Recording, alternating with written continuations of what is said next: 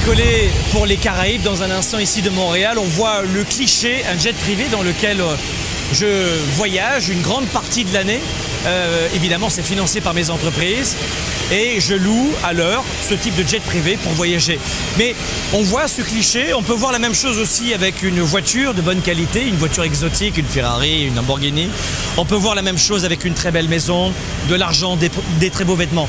Mais ce que je veux vous dire, c'est que tout cela n'arrive pas par hasard. Vous devez comprendre que les gens qui sont des enfants de millionnaires, les gens qui sont des enfants de milliardaires sont peu nombreux sur la planète. Comment vous dire? Être un fils d'eux, c'est une anecdote. La plupart d'entre vous, la plupart d'entre nous, comme moi, nous sommes issus de la classe moyenne et de la classe populaire. Je suis personnellement issu de la classe populaire. On mangeait de la viande une fois par semaine, ça aussi c'est cliché mais c'est la vérité. J'ai été élevé dans le quartier de la Grange d'Orel à Avignon, au sud-est de la France. J'habite ici au Canada, en Floride et dans les Caraïbes. Mais tout ce style de vie-là que l'on voit maintenant, c'est pas fait en une minute. Je travaille depuis l'âge de 11 ans. Je travaille encore aujourd'hui 90 heures par semaine, dans de meilleures conditions. Et c'est vraiment pas du tape à l'œil, c'est un outil de travail. Mais tout cela n'a été possible que pour une seule raison. Parce que j'ai su saisir les opportunités. Et la deuxième raison, c'est qu'il faut savoir rebondir quand vous avez un genou à terre. Vous avez un genou à terre. L'erreur, ce n'est pas de tomber, c'est de mettre du temps à se relever. Les gens, les entrepreneurs, les sportifs de haut niveau, les artistes de talent, les papas, mamans extraordinaires, il n'y a pas que l'argent, il y a des gens très très heureux et que vous ne connaissez pas et que je ne connais pas. Mais tous ces gens très heureux savent se relever rapidement. L'erreur, ce n'est pas de chuter. Tout le monde chute, tout le monde a des difficultés, tout le monde a des problèmes, tout le monde a des frustrations, tout le monde vit plus ou moins le stress. Et moins on a d'argent, plus on stresse. Moins on est bien entouré de bons amis, plus on stresse.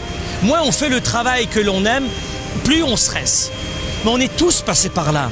Je suis pas né avec une cuillère d'argent dans la bouche. Et peut-être que vous aviez plus d'argent que moi, ou moins, durant mon enfance. Mais c'est pas ça qui est important. C'est de vous rappeler qu'il faut saisir les opportunités quand elles passent. Il y a toujours, ça peut être une opportunité avec l'homme ou la femme de votre vie. Cette personne passe devant vous, vous la voyez pas.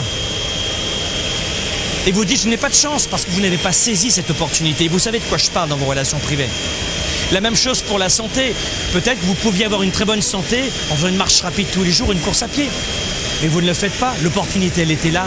On vit tous quasiment, la plupart d'entre nous, dans des pays riches. Le Canada, l'Europe, les États-Unis. Ce sont des pays riches. En Europe, il y a l'assurance santé gratuite. Le Canada aussi. On est quand même privilégiés. Alors, contrairement à certains pays d'Afrique ou d'Asie, où, vous savez, je vous rappelle que le salaire par jour et par personne est de 2,50 $ quand même. 2,50 $ US par jour et par personne, c'est le salaire moyen de la plupart des gens. Et après, les gens vont me dire, je ne peux pas créer d'entreprise, je ne peux pas choisir ma vie parce que je n'ai pas le temps, je n'ai pas d'argent, je n'ai pas les moyens, je n'ai pas les relations, je n'ai pas les connaissances. Mais vous savez très bien que ce sont des excuses qui, à l'âge de 70, 80 ans, une fois que tout sera terminé, ne seront que des remords indélébiles.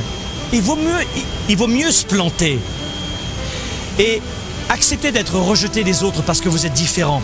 Accepter de réussir parce que finalement vous l'avez mérité, vous avez travaillé fort et vous serez rejeté.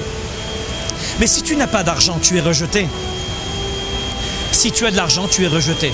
Choisis la raison pour laquelle tu vas être rejeté. Mais quoi qu'il en soit, 1, il faut savoir saisir les opportunités et 2, il faut savoir se relever de ses échecs rapidement. L'erreur, ce n'est pas de chuter, c'est de savoir rapidement se relever et de rebondir après chaque coup dur. On a tous des difficultés, c'est la façon dont on voit la difficulté. C'est la façon dont on réagit à l'événement qui va faire toute la différence pour les prochaines années de votre vie.